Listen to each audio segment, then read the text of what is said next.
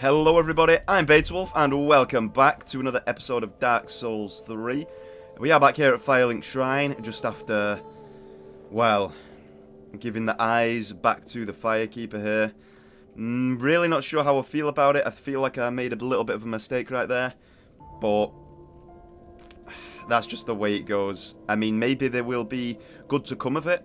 You know, like I said, she's keeping the eyes right now. That's the current status of them.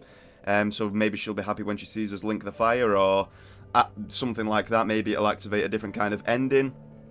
I am really not too sure. Or maybe there'll be a way to kind of change what's occurred there at some point in the future. I don't know, but very interesting scenario anyway. Last episode was extremely interesting, especially for those reasons. Reading into a bit of the, or trying to interpret the lore of the eyes at least, and the you know, linking of them to this Firekeeper here, and, you know, kind of theorizing about how she feels about that now and what the situation is. Really interesting stuff. Storyline implications. Was a very fun episode. I enjoyed it. As well as doing a bunch of other stuff there as well. But that's the current situation. She's got them right now. And that's that. Very interesting. Not totally sure how to feel about it. A little mixed, to be honest, but yeah, that's the current situation. And we'll leave her with them there for now. I don't really think there's much else we can do. So, anyway, putting that behind us, let's move on to this new episode. Something that I did forget to do. I think you can actually grab, yeah, you can transpose here, but I didn't realise that you can switch. Pick up item, skull ring, that's it. You could clearly see there was an item there. I don't know why I didn't try grabbing that last episode, or that I saw it as I loaded in here. You can clearly pick something up there. And boom, there we go. We've got it, skull ring. Let's take a look at what that is, people. First of all, also I did switch the crown to the Northern Helm. I was getting a little bit bored of seeing the crown atop my head, especially after I did such a questionable decision last episode with the Firekeeper, so I thought, oh, I don't deserve that crown, take it off. And I feel like the Northern Helm does kind of fit well with this armor set, so you know what, we're going to roll with that. Fits more from a colour scheme point of view with the armor and the Black Knight glaive, and I quite enjoy the look of it, and I think it matches the armor fine, so we're going to rock that for now. Okay. Skull ring, let's see. There it is. Easier to be detected by enemies. Interesting. One of Corlin's transposed wonders, derived from the soul of a soul feeder. Easier to be detected by enemies. The soul feeder was a beast that insatiably absorbed souls to feed its own power. Even after its accursed corpse was burned, it is said that the pungent stench of souls left the air permanently stained. Oh, that's interesting. Did Ludleth have ties to, you know, this demonic creature then? Or maybe he was it. He does look a lot smaller than the average sized person, so to speak. Maybe that's from the burning. Maybe he was the beast and they ended up burning him and a man rose from the ashes there. Hence why he's kind of, I mean, he's a, you know, one of the, I don't want to say old ones, not in the Demon Souls way, but you know what I mean. He's one of the, you know, previous Lords of Cinder. So it would make sense that he's burned anyway. So maybe it doesn't directly tie to the description here. Maybe he was the one that vanquished the beast. I don't know. Interesting stuff. Left the air permanently stained with its stench as well. Oh, that's quite interesting. Pretty cool description there, I got to say. Not sure that I want to wear the ring though, but definitely a cool description. Very fun and interesting lore implications there. Most definitely. Alrighty, moving on forward. There's a couple of things we can do. Right now, and you know what? We can either travel back to Ariandel here to, you know, fight Freed and Father Ariandel again. We have done that a couple of times. I feel like that's probably the hardest boss fight in the game up until this point that I've experienced. And you know what? I don't know why I was summoning Gale. I mean, hold on. I need to cough right now. One moment, folks.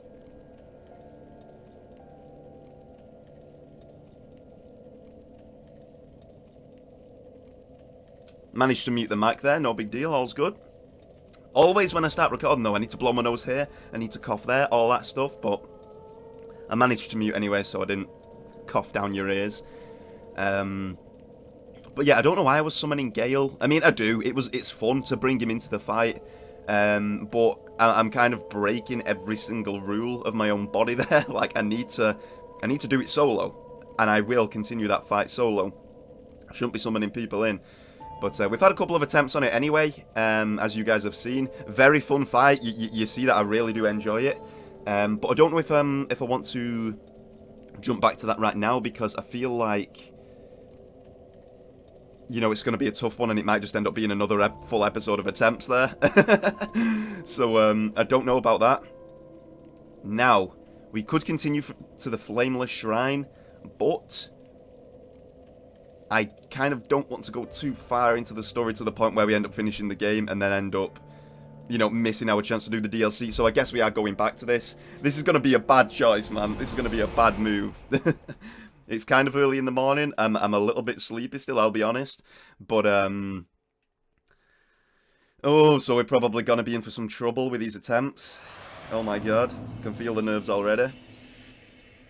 And yeah, we shall see, I suppose. But, you know, I think there'll be some progression beyond the Flameless Shrine. There's got to be, right? It can't just end, like, immediately after that. Maybe it would. I mean, maybe it could make sense, but yeah, I don't... It could, though, looking at how the story's panning out. But I don't think it will. Like, we'll see. We should be able to interpret when the ending's coming, so we'll test the waters. I think we're okay progressing to the Flameless Shrine a little bit. So you know what? We will actually continue here, and we'll come back for Sister Fried and Ariandel a little bit. Normally, I will be honest, if I was playing the game alone... Oh, killing of the first flame, man. You gotta love it. Holy crap. If I was playing the game off camera, not recording, I would just continue. I'd stay at that boss and continue until I beat it. That's just the style at which I'd play. But for the sake of a actual recorded playthrough, I don't think that's the best option, to be honest. For the sake of, you know, keeping you guys entertained, showing something new and getting some progression. At least, you know, in each episode a little bit. So I feel like it's best to progress here for now, considering we are recording, so that's exactly what we'll do. Alrighty, moving on here. Holy King Lothric, last hope of his line. We have vanquished all these foes now, people. How baller are we?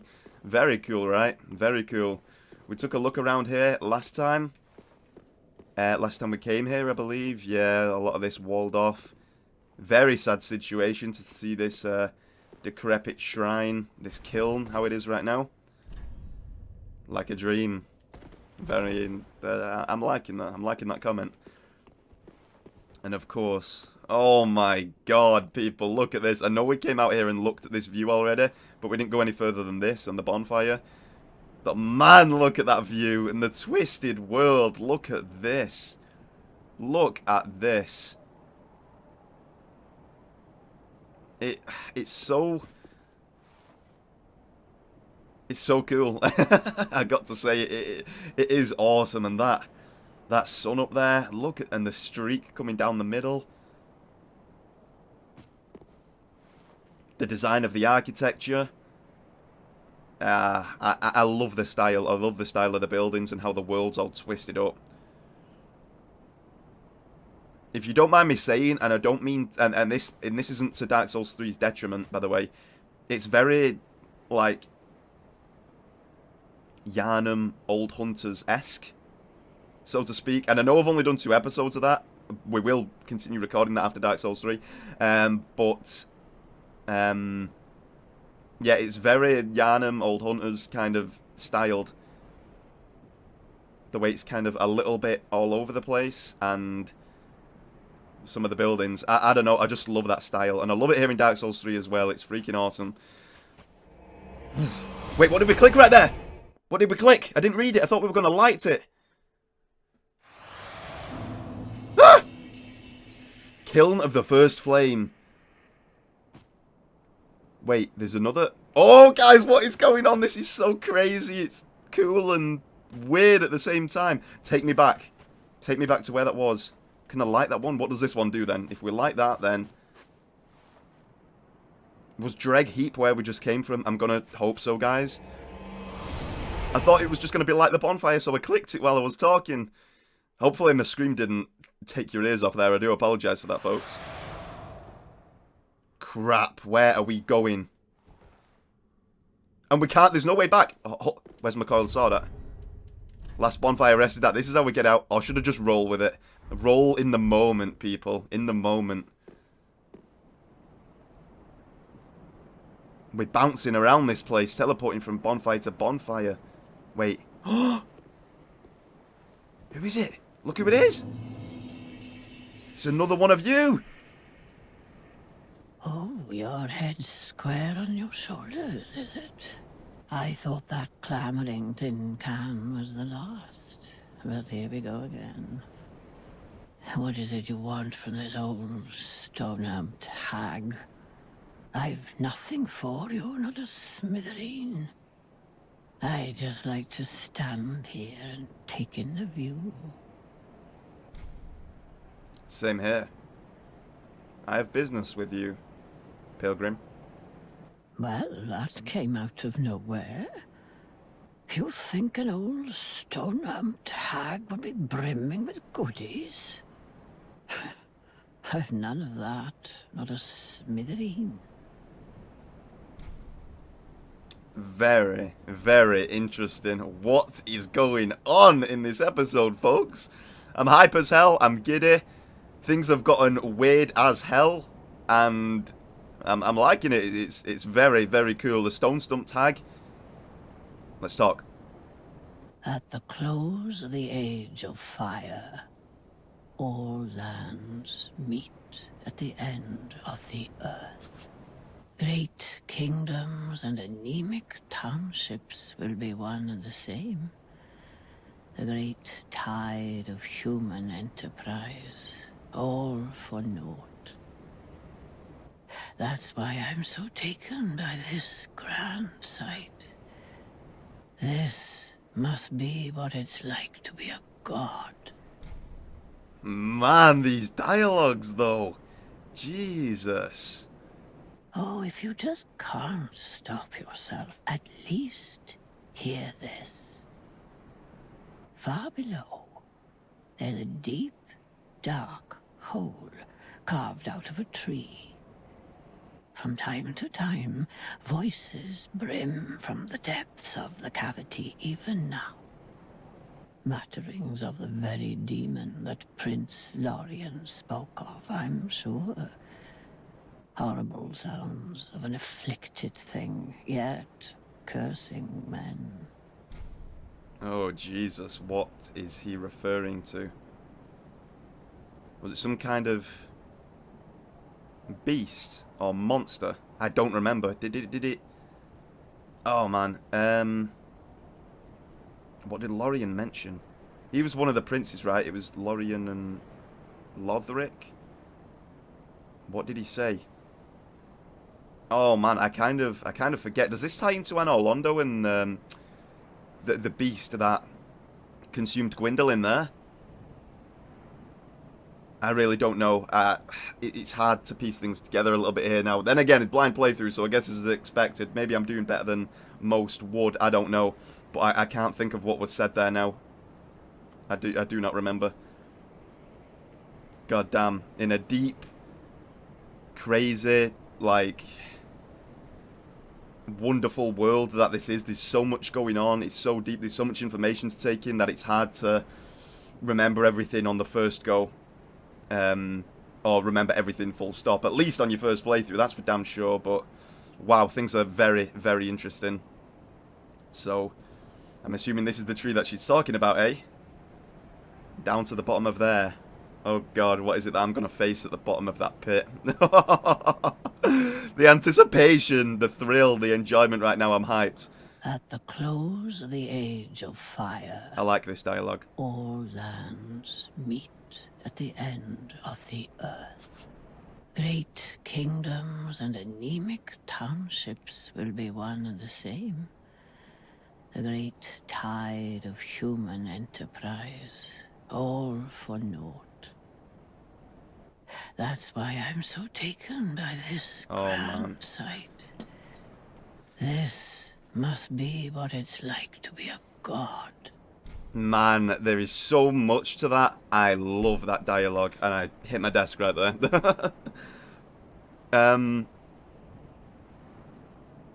Wow. Let me just think here for a moment.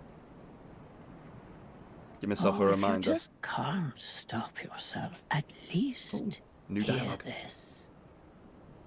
Far below. Oh no, I heard that bit. Sorry. Just give us that one more At the time. close Here we go. of the age of fire, all lands meet at the end of the earth. Great And then she goes on to king. say that. Good. Right. At the close of the age of fire, all lands meet the end of the earth. From great kingdoms to, anemic townships. She's saying at the end of the age of fire, when darkness comes in right there, it will swallow everything. The whole land, the whole world, no matter if it's a decrepit little crappy place, little town, or a massive kingdom ruled by, or once ruled by, kings and gods and the most beautiful, amazing, magnificent place you could ever imagine. Both will become the same, as darkness will swallow them both just alike, and the fire will have totally faded. And then she says, the human enterprise all for naught, meaning that everything that we've gone through previously, everything that other chosen undead, ashen ones, whatever you want to call them, humans alike have gone through, has all been for nothing, because we've never truly managed to make it last, because the fires have always faded over time, bonfires have become weaker, and darkness creeps back into the world, and she's approaching the end right now. She understands the end is coming.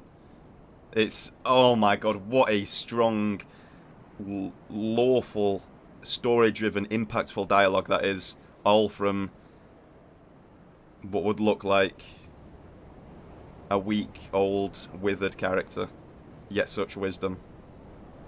The stone humped hag. Amazing. I love that dialogue. That hit so well. It really did. My god. I'm loving Dark Souls 3 right now. Very, very good. I'm beginning to get a little bit more impressed. Very good stuff. And then when she finishes up the dialogue, she says this must be what it's like to feel like a god. Sat atop the world, aka basically where we are now, watching over everything, watching everything unfold below, and the decisions that are being made by others, and the end that's coming. Amazing dialogue, so insightful. Right, moving forward. Purchase item. Ooh, what's this? Split leaf greatsword. Hey, I love the design of that thing. Look at that. It kind of looks like a glaive itself. A long-handled greatsword that made its way from a distant land, crafted entirely with steel, making it exceedingly heavy. Split leaf refers to the shape of the great blade and its resemblance to the veins of a leaf. I can see it. Scale wind wheel. Alright, we've got some divine blessings in here, some rusted coins, some rusted gold coins. Very nice. Okay, and I think that'll do it. Keep your marbles intact, love. At least until I lose mine.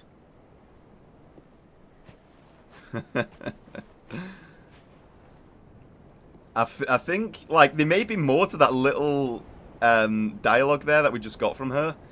That departing dialogue than meets the eye. Keep your marbles intact, love, at least until I've lost mine. In other words, she's saying, make sure you keep your mind, don't hollow, or I'm not sure what the terminology is for Dark Souls 3 at this moment. I'm, embarrassed to admit, but even at this stage, but yeah, she's saying, and I will use the word hollow just for the example so I can get my point across here. She's saying basically, don't lose your mind in hollow just yet, at least until I do. In other words, meaning that she prefers to be, seeing us. She prefers to die in a stage where she can at least see us with our mindset still intact. So then she can die with hope in her heart that we can pull through and link the fire here and usher in a new age without letting the darkness creep in. That's how she'd prefer to go, witnessing us still with a chance. Whereas if we were to, you know, fail, so to speak, and the dark ushers back in, depending on your interpretation of the story and what you consider to be good or bad, you know, I know that can be conflicted, but she would then, of course, not mind, so to speak, if, you know, we were to... Okay, I'm jumping around with what I'm saying here, but the reason that she makes it sound so...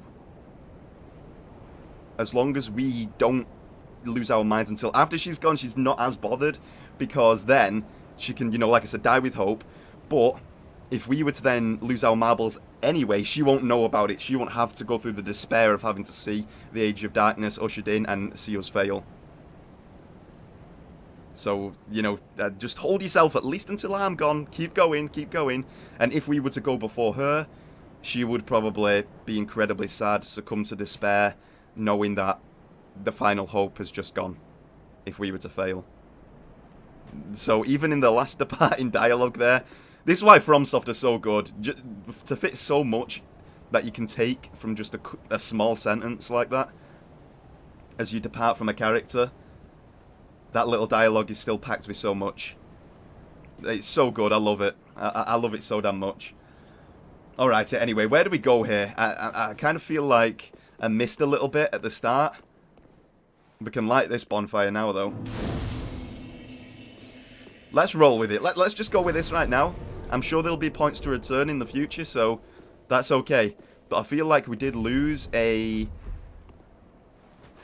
little bit. You know, when we came out of the kiln, I really... And it looks like this is what the result of the kiln, the linking of the flame. The world has been tossed and turned and ripped left and right through the great inferno that engulfed the place, as you see the ashes still floating around, falling from the sky and wafting through the air. The ground's coated in the ashes. The kiln has done this. It's whipped and twisted and ravaged the land from the linking of the fire. Incredibly cool stuff. That's the way I interpret why the land's like this, at least. Amazing. Very, very freaking cool. But, yeah. Moving on from that, I kind of feel like there was a little bit more to see near the bonfire when I came out of the centerpiece of the kiln, so to speak. That resembled Firelink Shrine. But maybe we'll have a chance to go back to that later, no doubt. Right now, let's just continue from here, because I am eager. I am loving every second of this. And I just can't wait to keep going with it. It's freaking awesome. Does look like there's a creature up there, by the way. I forgot to mention that while I was talking to her. I did see him behind us. And there he is. There's an enemy over there.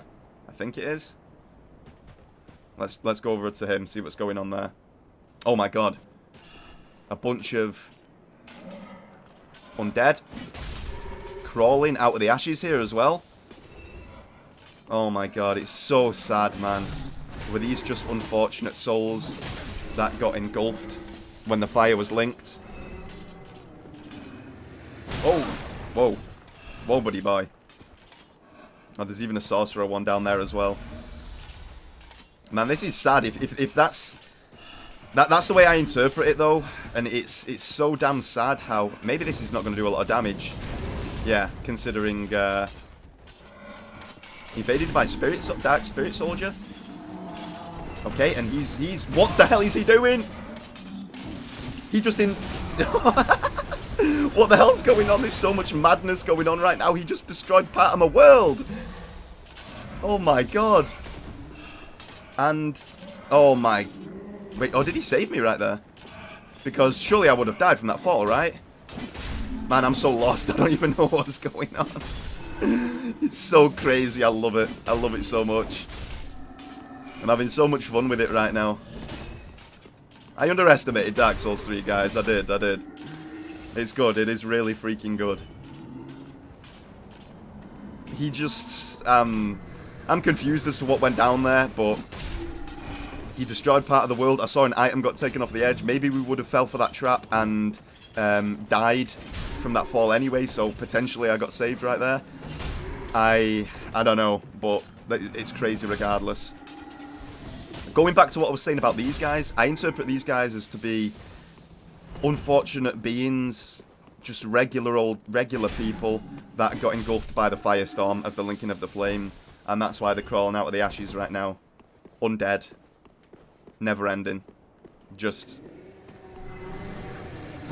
It's freaking cool. It's so, you know, harrowing at the same time, though. Like, depressing, but very cool at the same time. You see the corpse of a dragon here as well that got wrapped up in it. Man, I'm enjoying this so much right now. What the hell are you? Oh my god, the backdrop as well while we're fighting this guy. Look at that! Look at this, man. So awesome.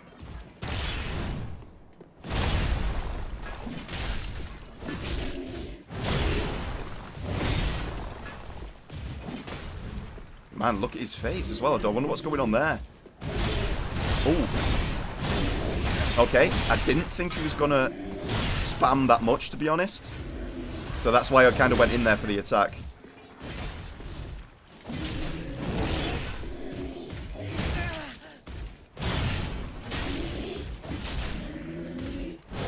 Ooh, damn, we're taking damage there. Don't die at this stage. I don't feel like this guy's all that difficult. Just survey the guy, survey him. I'm thinking about his face, though. I can't get his face out my mind. I kind of feel like he's... Hold up. Hold up.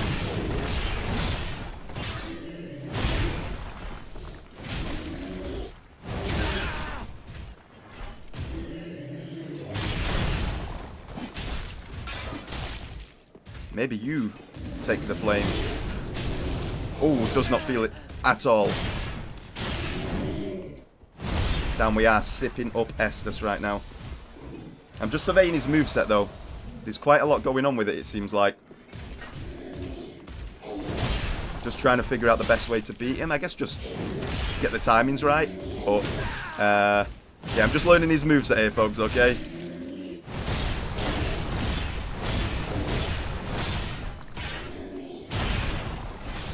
Got him. Awesome. Yeah, I couldn't stop thinking about his face there through the entire thing. It kind of looked like a humanity sprite, to be totally honest. I could be wrong there, but that's the impression that struck me right away. And all humanity, sprites of humanity, are fragments of the Dark Soul. Oh man, things are getting so real again. It's so damn crazy cool. Even if it's only interpretation, and I'm technically wrong there with what I've said, it's also thought-provoking at the very least, and so intriguing. Like, there's so much to think about, and so much that it makes you think about. It's so damn cool. And once again, we've got that amazing eclipse behind us there. That backdrop of the sun there being eclipsed. The crazy red beam dripping from below, or dripping from beneath it. Man, so awesome. Aquamarine dagger. Dark Spirit Soldier has returned home. I'd like. Was this? Was it an NPC or?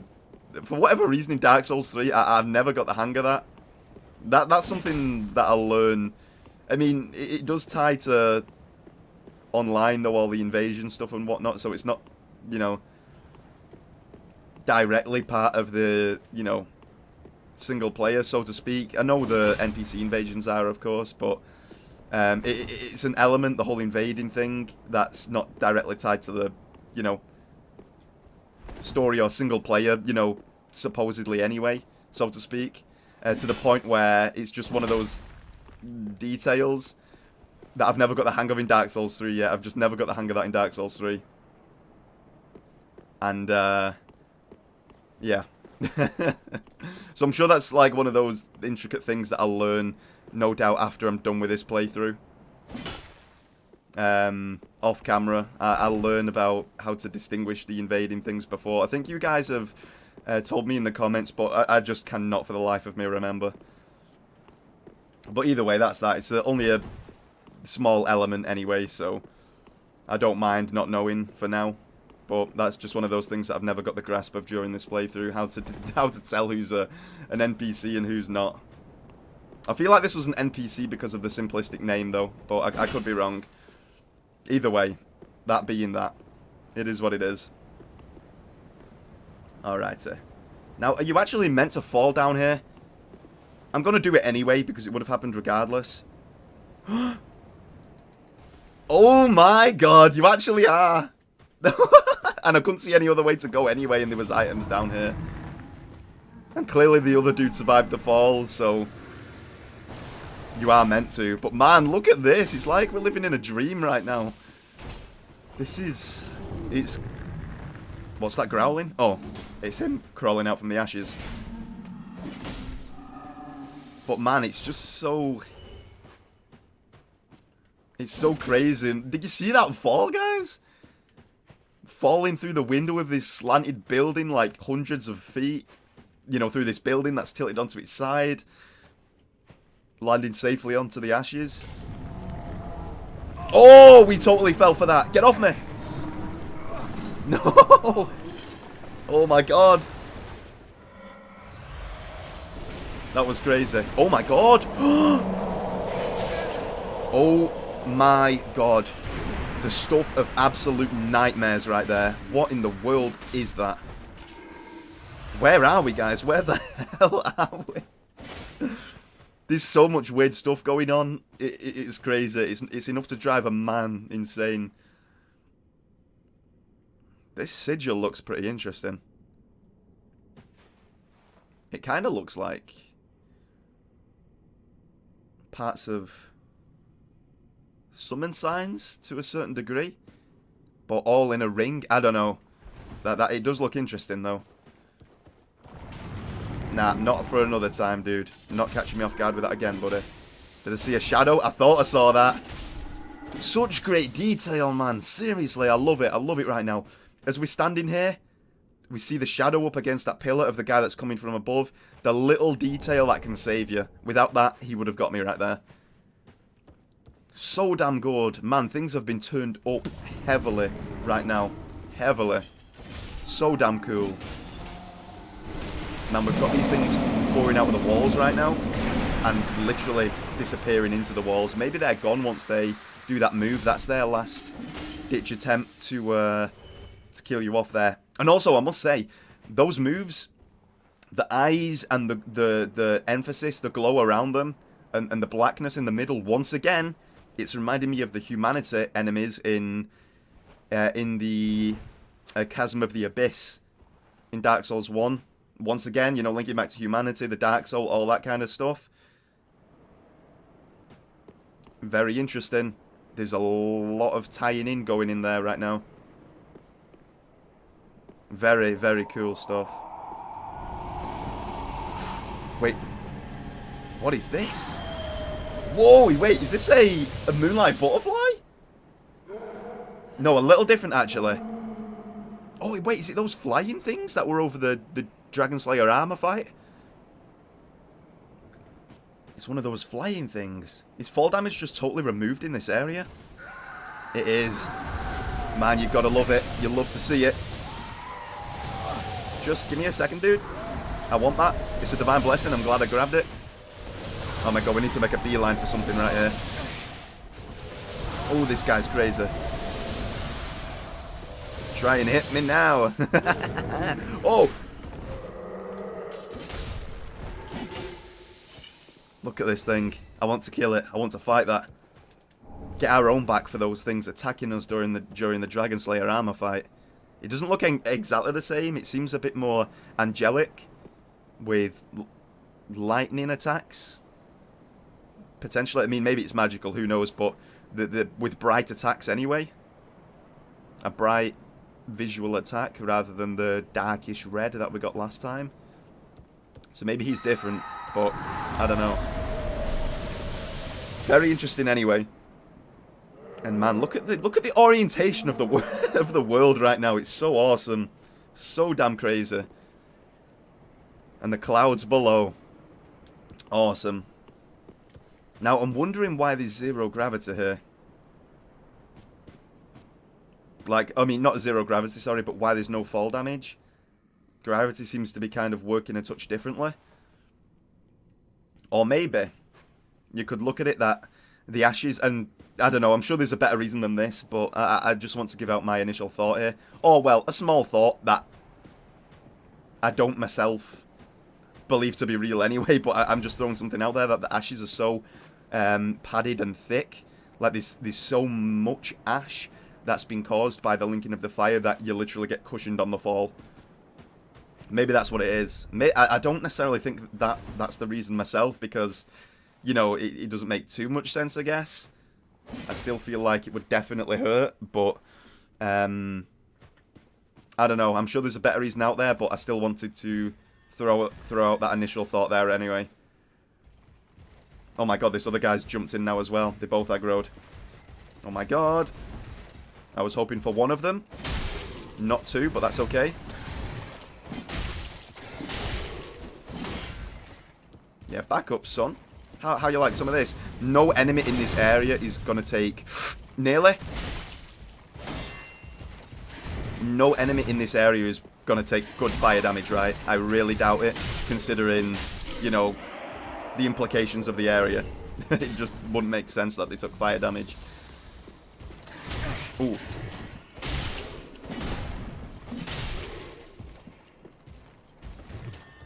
Nah, dude. Nah. Nope, that ain't happening. Stand up. No way did his shield, like manage to take all that. Oh, boy. I'm liking the fight, though. This is cool. This armor, as well, is quite interesting. It looks a touch familiar, actually. Have we seen that before?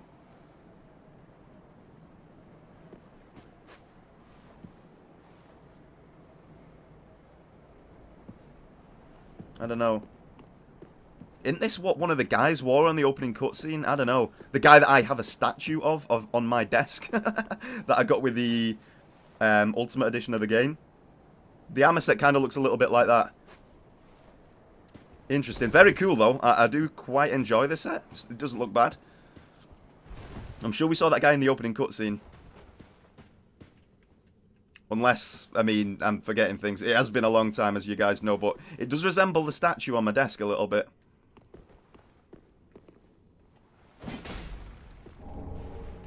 And it would make sense if he was in the cutscene then, clearly, if they've made a statue of him. That he's an iconic character in the game, and maybe they're his followers. I don't know. Potentially. I wonder whose grave that is as well. Got someone bowing before it there. Paying respects. The feels are real. Did I just earn an Estus out of somewhere as well? Because last time I looked I had two. Okay, more dudes coming from the ground, that's fine. From the ash. Ooh! Okay, you got me there, buddy. Also, I want to do something really quick. I don't know why this hasn't been done for a good while. Let's turn up the camera speed a little bit there. Yeah, just pop that up to 8. Pop that bad boy up to 8. Now, do we go up or down right now? I'm feeling like we're heading up. Let's go up this way. Oh, there's going to be someone crawling there. No. No enemies. Okay. It does look like there's a platform from which you can drop down to, though. So maybe we're going to find that through this way. Through this doorway in this building. I'm scared. A little bit, at least. Get onto this guy before any harm can come to us. Oh, man, I thought I could do that unlocked. It would have looked so cool had we got this guy with that attack. Titanite chunks. Got him. Ooh. Trying to get all fancy. Maybe I shouldn't do that.